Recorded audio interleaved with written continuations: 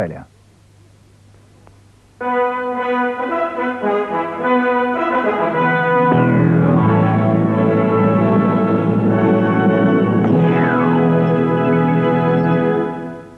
Good evening, Judith Barr in Adelaide.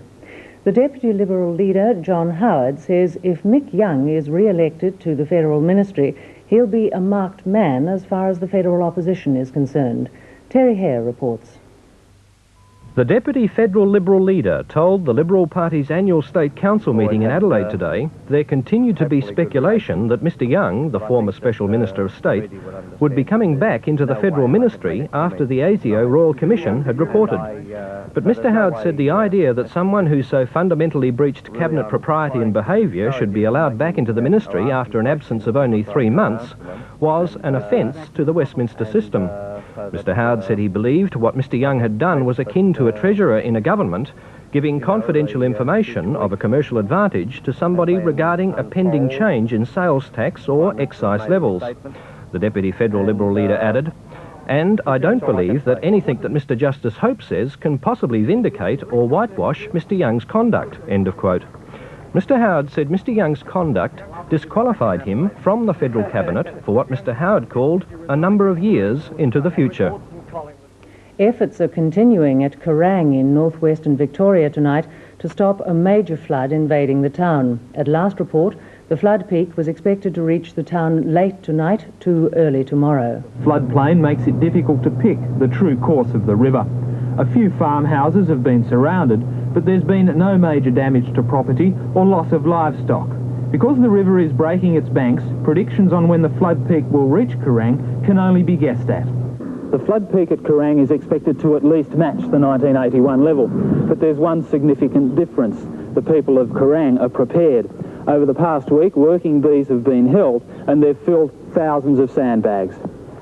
As usual with riverside towns, caravan parks are the first victims when floods sweep through.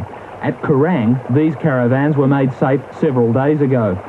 Other preventative measures include strengthened levee banks along the Murray Valley Highway, work which has been going on for the past week. And in case the Loddon does rise dramatically, these sandbags can be used to protect the road. The river's steady rise will be monitored overnight, but locals say their advanced state of preparation will keep the water out. At Kerrang, Bram Alexander reporting. Lebanese fighter bombers have been in action for the second successive day against anti-government forces battling the army outside Beirut. The jets were called in again after a night of almost unbroken fighting around the strategic town of Souk El Gab in the hills overlooking Beirut. The authoritative independence Beirut newspaper, An Nahar, quotes informed sources as saying that Syria has rejected a Lebanese ceasefire plan which Saudi Arabian and American envoys have been formulating. At the United Nations, the Secretary-General, Mr. Perez de Cuellar, has estimated that 150,000 Lebanese have been left homeless in the latest fighting. He appealed for international aid, saying at least $12 million was needed to help the victims. In Beirut, the BBC's Keith Graves has been to the camps in the southern suburbs where, 12 months ago, the Sabra and Shatila massacres occurred. There's little visible evidence left 12 months later. 300 or 400 bodies lie buried here, another 400 victims elsewhere. The fact that the mass grave looks more like a rubbish tip is not because the people of the camps have forgotten what happened.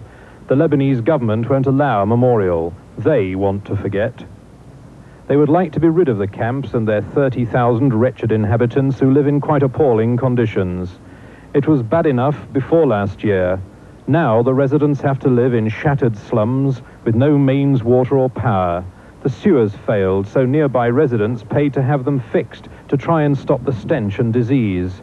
The camp dwellers couldn't afford it, and anyway, stink and disease are things they take for granted. The Australian Embassy in Manila says a retired senior officer of the Philippines Navy has applied for political asylum in Australia. A spokesman for the embassy would say only that Commodore Jose Flor, who was believed to have relatives in Australia, had applied in Canberra for permission to stay in the country. Reuters quotes informed sources as saying Commodore Flor had asked for asylum because he said he had information concerning the murder of the Filipino opposition leader Benigno Aquino in Manila last month. He also claimed knowledge of corruption in the Philippines, the sources said, and feared reprisals if he returned home. In Tasmania, police have found human remains in sewage drains behind the home of a woman whose finger has been found in a treatment plant. The Hobart CIB said tonight that a substantial amount of what was believed to be the body of Maureen Ellen Thompson, aged 37, had been recovered. Mrs. Thompson was reported missing last Tuesday, the same day as one of her fingers was discovered at the Macquarie Point sewage treatment plant. Now to football, and in the VFL, Essendon will meet Hawthorn in the grand final next Saturday after an easy win today over North Melbourne at VFL Park. Essendon led throughout to win by 86 points, and the final scores: Essendon 25 goals, 14 behinds, 164 points, North Melbourne 12 goals, 6, 78 points.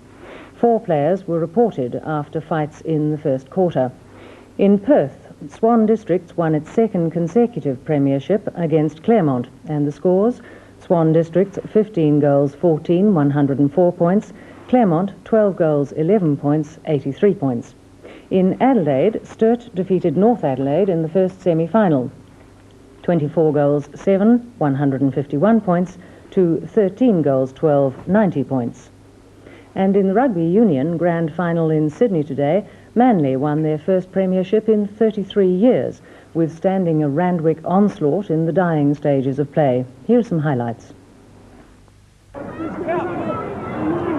Loose ball for Singh, stolen by Randwick. Maxwell back to Singh, Mark Ella, field goal. It looks pretty close. It's there, what a kick. Very close to the Randwick line. Williams. Big Steve Williams.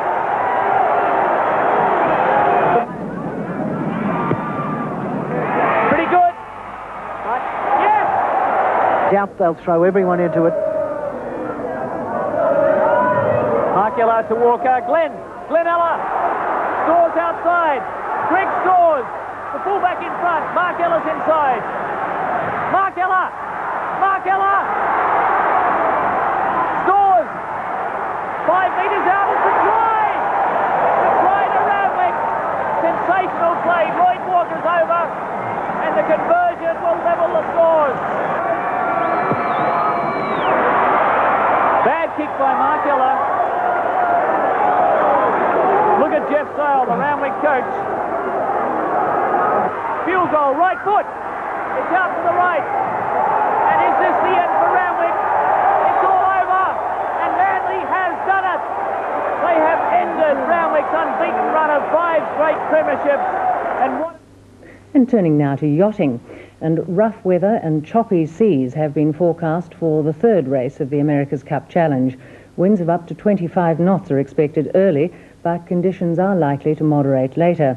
Australia, too, goes into the race early tomorrow morning, Australian time, down 2-0, and the rough conditions are expected to favour the American boat Liberty.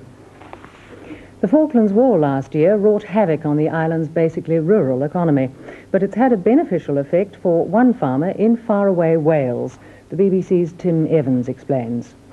It's a long way from Darwin to Denbigh, but the North Wales countryside is not dissimilar to the Falklands. When the Crown agents were looking round for sheepdogs to send to the South Atlantic, they went for the best and placed the order with a small hill farm in Clwyd, which has a habit of producing sheepdog champions. Farmer Glyn Jones is a top international handler and a double winner on the One Man and His Dog television series. He's collected 26 puppies, all of them with an established Welsh pedigree, to send to the Falklands. Although just 2 and 3 months old, these are working dogs and are certainly not being pampered. Their diet is meal and biscuit, rather than tinned dog food, which is in short supply in the Falklands. They're a hardy breed, and well suited to the task ahead of them. Mr. Jones, what is it about Welsh dogs that makes them so special? They are simply the best. And obviously somebody over there knows that they are the best dogs. How do you think they're going to cope with conditions in the Falklands? Perfectly. They can cope with the conditions in Wales. Been no problem over there either. The 26 puppies have all been tattooed with a letter of the alphabet to assist with identification after their long sea journey to the South Atlantic next month. But they've also been given names. Alongside Joe, Jill and 3 Mosses, there's a Glyn, a Glenn, a Gwen, a Sean and a Di. Finally now, a look at the weather all around the country. Brisbane, morning showers with a maximum of 25 degrees. Townsville, a shower or two, 29. Sydney, a southerly change, 19. Canberra, fine, 14. Melbourne, fine, 18. Hobart, windy and mainly fine, 14. Darwin, fine, 34. Alice Springs, fine, 30. Perth, fine, 22. And Adelaide, fine and 18. Well, that's the news for now. There'll be further news tomorrow evening at 7, but now, good night. Scuba divers in Australia have the best of both worlds. A vast coastline and excellent land diving areas. More and more of them are turning to cave diving, but in the caves, the chance of getting the bends is high. However, as you'll see in Weekend magazine this Sunday, the chances for divers who do get into trouble have recently been greatly improved by the National Safety Council. It's introduced a unique emergency rescue service. Based at Morwell in Victoria, the service makes an expensive, portable decompression chamber available at short notice to divers all over Australia and the South Pacific. Weekend magazine looks at how the service can save a diver from possible death or injury. To the diver, in Weekend magazine this Sunday. Our